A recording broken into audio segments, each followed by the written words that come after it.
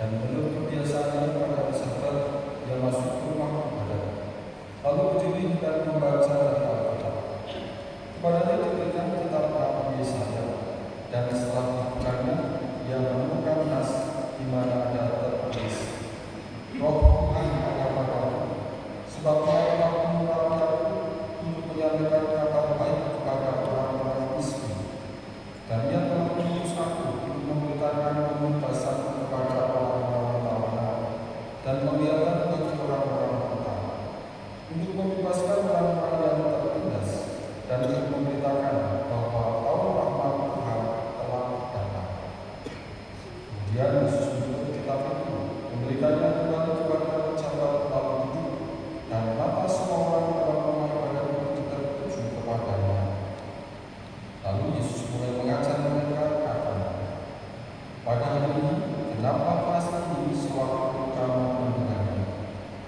Semua orang itu membenarkan Dia, dan mereka heran akan kata-kata indah yang diucapkannya. Demikianlah sabda Tuhan.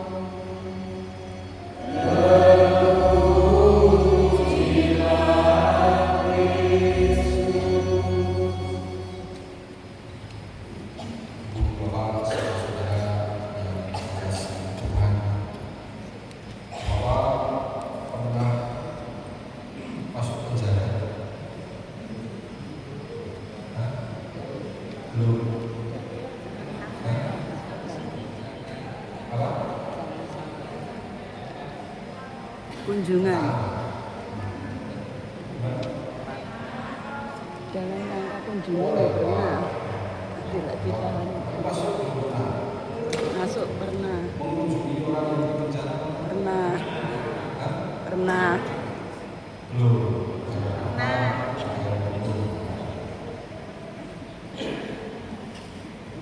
Kalau di penjara sendiri, dulu ada calon imam itu yang ingin merasakan gimana sih rasanya di penjara. Dia datang ke kantor polisi, lalu minta, Pak Polisi, saya ingin merasakan rasanya di penjara. Boleh tidak saya di penjara sehari saja? Terus dia diizinkan dimasukkan dalam sel sehari. Seperti itu.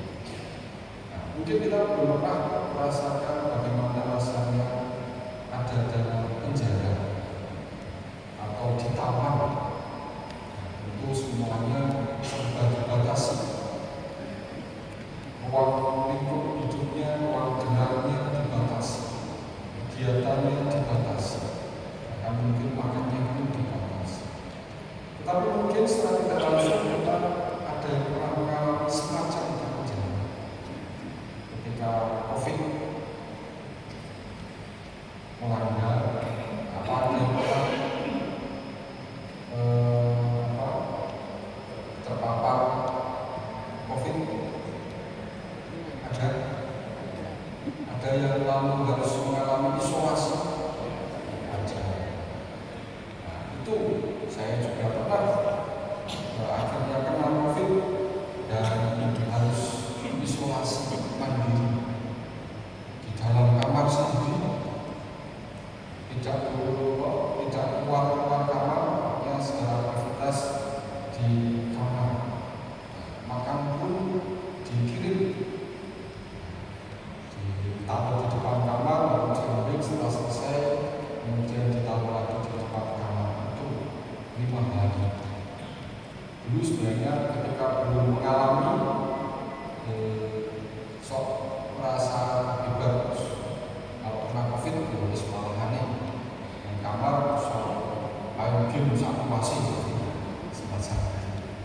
Tapi ketika itu ya karena sakit, natap layar handphone pun rasanya nggak enak, pedes matanya dan badannya nggak nyaman, nggak kaku-kakuan, sehingga semua serba tidak enak. Itu yang terjadi. Sendiri di kamar, nggak bisa berbuat apa-apa, merasakan sakit sendiri, semacam itu. Itu gambaran kita. Semua serba dibatasi. Kita pun juga selama pandemi juga serba dibatas, warga tidak boleh pergi kemana-mana, lebih banyak di rumah, tidak boleh pergi keluar kota dan segala macam. Itu yang terjadi. Nah, ketika sakit itu dinyatakan sudah negatif, lalu sudah bisa keluar, rasanya menjadi menjadi lega, sudah bisa aktivitas kembali seperti sedia kala. Ketika pandemi mulai selesai, kita pun juga menjadi lega, mulai bisa kembali beraktivitas seperti sedia kala. Dan itulah rahmat pembebasan, sehingga saya bisa merasakan, mengalami bagaimana rahmat pembebasan, terbebas dari hukuman, terbebas dari belenggu, terbebas dari penjara. Memang di dalam pembatasan tidak menghinakan, dan lebih enak dalam pembebasan, dalam suasana bebas.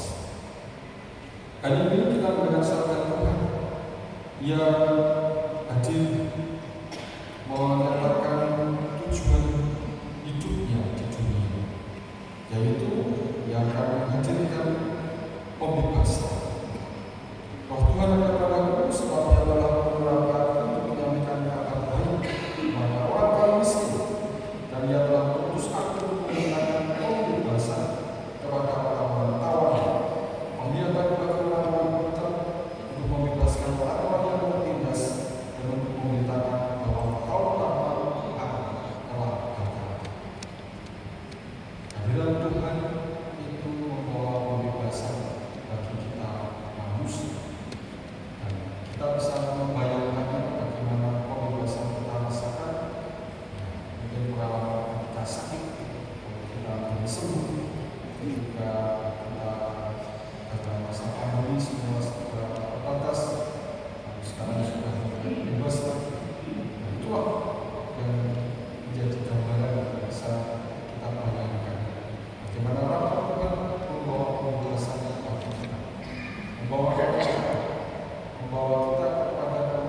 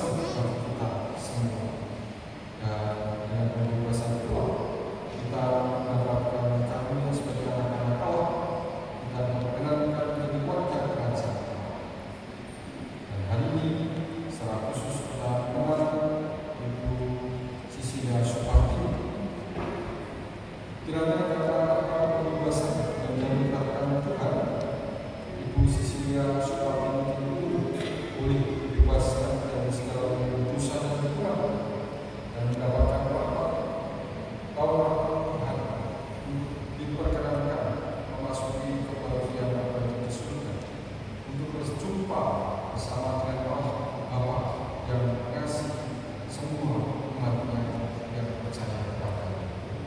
Maka mari kita bersama kita doakan Ibu Sisilia Sumarti.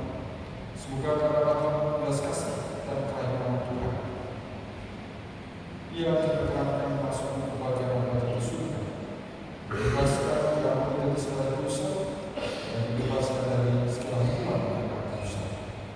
Dan semoga kita semua itu senantiasa dituntun oleh Roh Tuhan sendiri. Semoga kita pun dalam usia di dunia ini juga sungguh bisa mengalami harapan pembebasan kasih Tuhan, sehingga kita bisa melayani, bisa mengabdi Tuhan dengan